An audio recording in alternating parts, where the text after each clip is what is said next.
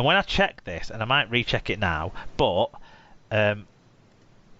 Wolfpack fan Stuart Wood can take some consolation out of the week, having the best weekly score, at least when I wrote the rundown, of 770.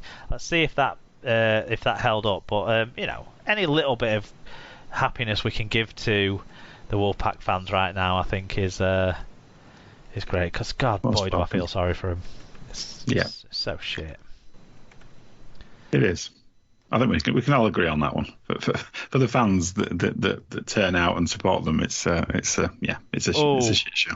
Things have changed, but Stuart Wood ended up with 868, which was still the best score in the week. But they have updated them since the Salford game, and that puts me up into 5th. So I'm happy with that. Ash Hanley being a big winner for 173 points he had this week. Fucking, and do you know what? I managed to. I can't. Hold on. No one cares about other people's fantasy teams, but I got 719 points right, and Danny Richardson, Liam Watts, and Alex Walmsley all didn't play. Blimey. Stuart managed his score with Paul McShane and Mike Lawrence. No, Paul McShane not playing. He's put Mike Lawrence in now. That's a wasted transfer, maybe. Oh, he's got one game, hasn't he? Just got him some points. Yes. Yeah. Right. Well done, Stuart, though. Thanks, everyone, for the fan views on those games. We know it's tough to get him in on the later games, especially when we're not in that rhythm now of getting him in on Sunday games, and Monday games are weird. But we're back to just normal Thursday and Friday night now. So people should have a good chance to get the fan reviews in on these exciting games that we've got to come for the rest of the season. And we'll talk about a couple of those exciting games, as well as a game that promises some intensity down under as we move into the predictions.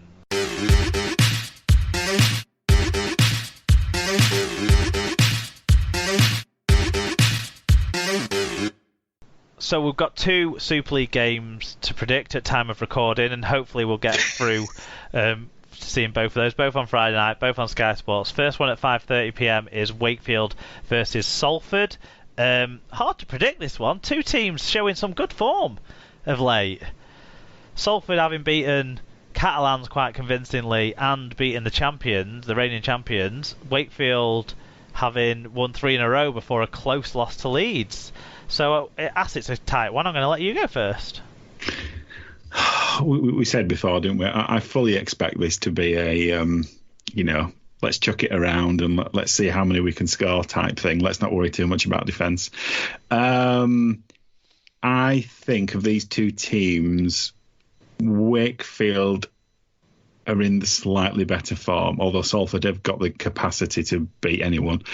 I'm going to go Wakefield by 2, but as you said, it could be 38-36 or something like that. Well, in the interest of competition, then, I'll go Salford. Thank you. Good. And hopefully just be entertained by 2 teams as we wave them off into the... will the winner of this finish on top of the other one? I guess it's the 10th place playoff, isn't it? Now Salford have had that points deduction. You are digging for meaning there, I'm afraid. One game that could potentially have some meaning. Huddersfield, we know, are locked into 7th now and are the on-standby team in case COVID hits elsewhere in the top 6. But 7:45 p.m. kickoff for Wigan, trying to claim the league leaders' shield. I think Wigan have got something to play for. They will be primed for the period of intensity that they now need to reach for, and also if they win this game, they get a week off. If they lose this game cruelly, they have to play the week after because Warrington got the walkover over Salford. So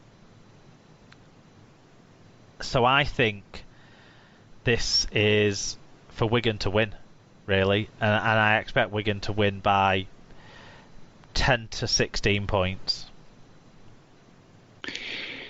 Yeah, Huddersfield, as you say, Huddersfield locked in place, kind of, put in a holding pattern by the RFL. Wigan have got it all to play for. Week off, motivation. I think Wigan will win this quite comfortably in the end. Wigan by 20. Okay.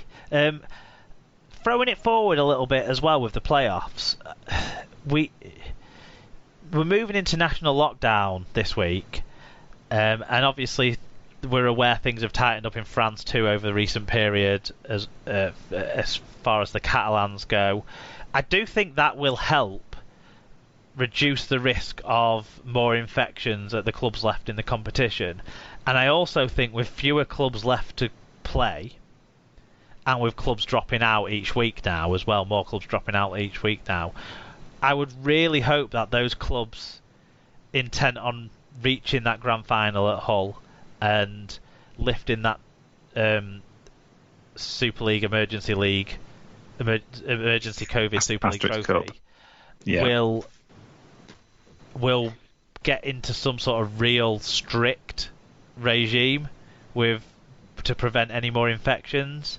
And I'm really hopeful that the clubs left take this seriously so that we can have that intense, no stupid missing players, no stupid interruptions. It's almost inevitable with infection rates being where they are across the north of England that one of the clubs, or maybe more than one of the clubs, will see some impact, which is, a real shame. We saw, we didn't see, but apparently there was a rugby union final that was impacted by COVID withdrawals as well earlier in the year, and we've seen other events affected. I think there was a Champions League game where a team couldn't field a full side, so it's not just in amateur hour rugby league, as people like to say, that these things happen. It's in the most high income sporting competition in Europe, but I think we can get through this now. I think we've got the conditions for clubs to sort this out. I don't know what you think. Well, it's time limited, isn't it? We know what the period is now. It's effectively 4 weeks, isn't it? And is it less than? No. 4 weeks. After we sit here today, it's less than 4 weeks. Yeah. So it's not. And as you said, it's a time where we've been encouraged to stay indoors and not do things that we don't need to do. So I would hope that we can kind of get through it together. Yeah. And yeah, as you said, every week a couple of teams are gonna drop out, unfortunately for them. And I hope, touch wood and everything, and we can get through and get this done, and that the 27th is a enjoyable spectacle that we can watch on the TV, as much as we might want to, it to be otherwise. Hopefully the 27th can be a success, because I think that's what we all need. Yep, and then that's a nice segue into another most likely enjoyable spectacle that we can watch on the TV, and that is State of Origin Game 1, Wednesday at 9 a.m. in the UK, Queensland versus New South Wales. And looking through the extended team sheets for this match, I've not seen the cut down ones yet, because I'd not even seen these until we just started to do this section. But what the fuck? The two most experienced players in terms of Origin appearances, Papali on the Queensland side of things and Cordner on the New South Wales side of things, who both have played in 15 Origins, which is only 5 seasons worth of Origins. Yeah. But the amount of people selected for this in the 21-man extended squads that have not played any Origin matches at all, and also I had to try and find out who AJ Brimson plays for. So we'll just run through the team sheets. For Queensland, AJ Brimson, Xavier Coates, Brenko Lee, Dane Gagai and Philip Sammy. Only Dane Gagai has played any Origins out of those players. Then Cam Munster and Daly Cherry Evans in the half. Cherry Evans captain inside. Christian Welsh, who has been fantastic for the Storm this year, so I think has deserved his Origin place. And Jake Friend, who I didn't know was from Queensland. And Josh Papali, they're the front row, with Felice Kafusi, Cohen Hess and Tino Fasumalui in the back row. Then Ben Hunt, Lindsay Collins, Jai Arrow, Jaden Sewer on the name, just the bench numbers, with Capewell, Fotuaker Louis and Hunt being the other players picked. But in total, from that 21, 1, 2, 3, 4, 5, 6, 7, 8, 9, 10, 11, 12 haven't played an Origin before. Then for New South Wales, James Tedesco at fullback, Daniel Tupu, Clint Gutherson making his Origin debut, Jack White and Josh Adokar is the backline. Luke Keary, who remarkably has never played Origin yet. He must have always been injured by this point or something. Injury problems, yeah. Or by that normal point in the middle of the season, I guess. And Nathan Cleary are a star-studded halfback pairing. Daniel Saifiti, Damien Cook and debutant junior Paolo in the front row. Boyd Cordner, Tyson Frizzell and Jake Travojevic make up an experienced back row. Then Cody Walker, Payne Haas, Cam... That must be wrong. Payne Haas must be a Queensland player, surely. Is that a misprint? No, I think he qualifies for New South Wales. All right, Payne Haas and Cameron Murray and Angus Crichton are the bench, with Cam McInnes, Regan Campbell-Gillard, Nathan Brown and Zach Lomax on the extended bench. And even in that lineup, there's 1, 2, 3, 4, 5, 6 potential Origin debuts. New South Wales are going to smash this, aren't they? It still feels like the weakest Queensland side I've probably seen for 15 years, I would argue, particularly in the backs. There's a lot years? of... I'd go 25 years. Maybe. I'm kind of going back to my kind of recollection of teams that I remember from kind of, the early 2000s. But you might be right. There's certainly in terms of experience, they're distinctly lacking in the backs. There's no experience there at all. There's question marks about the quality of some of these players, and I know they've been hit by injuries. I guess they all have, but yeah, New South Wales should win this one at a canter. They really should. Yeah, because even when you put like Keary and Gutherson as two of their debutants, well, Gutherson's the captain of his side, and Keary is an outstanding performer who's won a few grand finals. I know they've got centres, halfbacks playing in the centres, or full, players playing out of position But that's usual for to Origin, get them in the side. But that happens in Origin, doesn't it?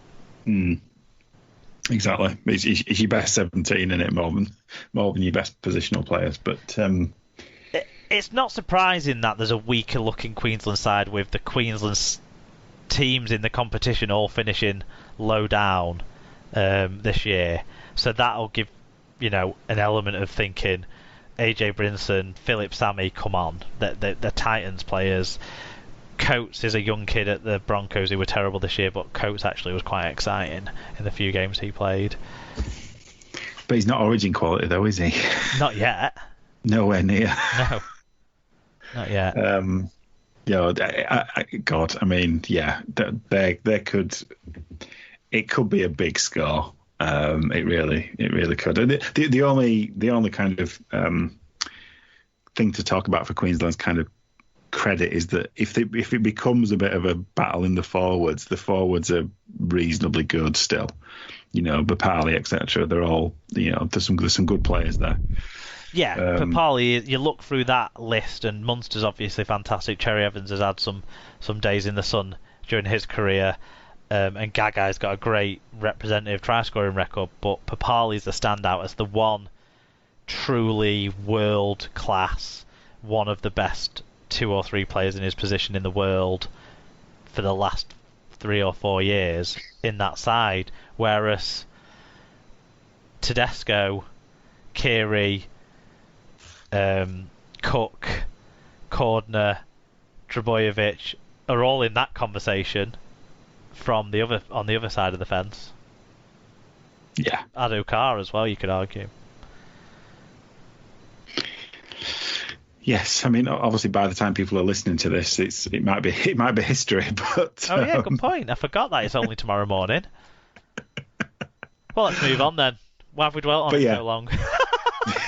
I thought we were recording on a Monday for a second then. God, if we're recording on Monday this week, imagine what we'd have been doing tonight. Short after short, long shorts. Anyway, right, let's shorts, yeah. Let's get this one wrapped up then.